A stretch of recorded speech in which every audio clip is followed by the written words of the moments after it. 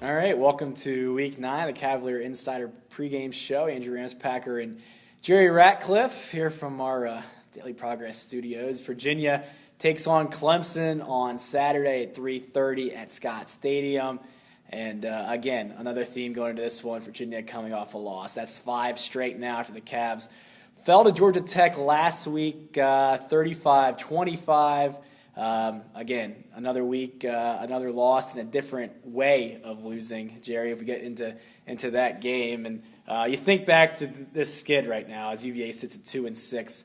But during the 5-game skid, it's like a different story every week. Against Pitt, no offense. Against Ball State, turnovers, penalties. Against Maryland, red zone execution. Against Duke, can't hold a 3-touchdown lead in the first half. Last week, it was cannot take advantage of 5 takeaways. Yeah, that's almost an automatic seal of doom if you turn it over 5 times. There's no way you should win a ball game. But somehow Virginia could not convert any of those points into any of those turnovers into points, and it bit them. I mean, they had they scored a couple of times, they might have been able to pull off the upset, and they just couldn't do it. And I like the way that they approached the game for a change. They went all out. They tried to do a little bit of things, opening up the offense, pretty aggressive on defense, and I liked everything except the play calling down near the goal line. But little signs of improvement, but still not there yet. Yeah, let's get to that the much debated end of first half strategy used by Virginia. Cavaliers trailing 14-10 to the Yellow Jackets.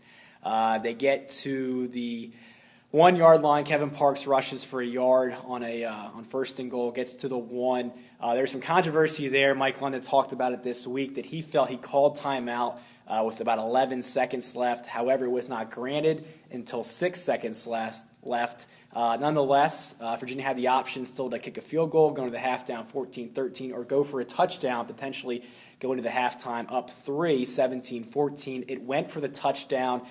And Hootie, when they came out of that timeout, I know I was thinking that this was going to be a passing situation. I think a lot of people in Scott Stadium thought it would be a passing situation, but they ran it with Kevin Parks and get stuffed for 1-yard line at the 1-yard line. I mean, what thoughts did you have when they come out of it? Did you think they should have passed there? Oh yeah, absolutely. I don't think they have the offensive line to get a yard like that when they have to, especially when the other team is expecting you to come up between the tackles. And Georgia Tech obviously did. They scraped the linebackers off the top, and there was nowhere to go. It looked like the replays I saw that all the Virginia linemen got beat on their blocks.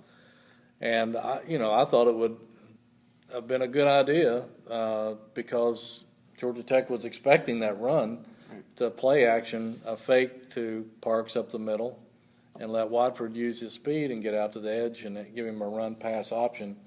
I think that would have given you a chance, and maybe even if there was nothing there, he could have thrown it away and still had time to run another play. Right. It was a quick window, maybe even a fade in that situation to get it quick. If it is incomplete, maybe it gives you a couple ticks left to bring on Alec Vazenilek and hit that field goal. But the rollout option, I think, is a good one. If you remember back to that Maryland game where they had a lot of red zone troubles, the one time they did succeed was a play like that where Watford rolls out, last second finds Shake McGee for a touchdown. So that's a good point that you make there. Maybe they could have brought up that playbook or pulled that back out of the playbook from a couple weeks ago. But nonetheless, they kind of went simple there and went with Kevin Parks in the middle and get stopped. But you kind of acknowledged it early. But in that game, I think we're at the point of the season now. Virginia up, down to 2-6 now.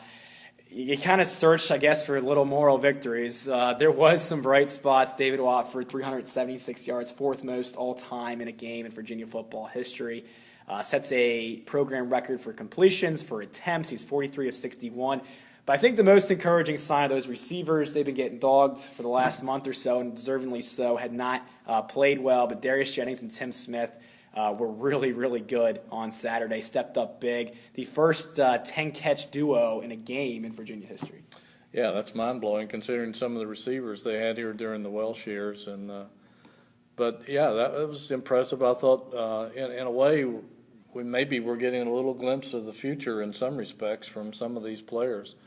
And maybe that's why Mike London and people are holding out hope for next season, that there's some really good young talent, some guys who are possible playmakers who can make a difference. And, if they keep playing like that the rest of the season, who knows? Maybe there's an upset in their future, but they've got to keep, I think, attacking with that kind of approach instead of being conservative and worrying about now. I think they just got to let it go and see if they can ruin somebody else's season. Yeah, you talk about upsets. If Virginia does win any of these remaining 4 games, it will be an upset. Presumably, the Virginia will not be favored in these last 4 games, starting on Saturday against Clemson, where as of Monday, Cavaliers is 17-point home dog. So in segment number 2, we will get to that matchup, Clemson and Virginia.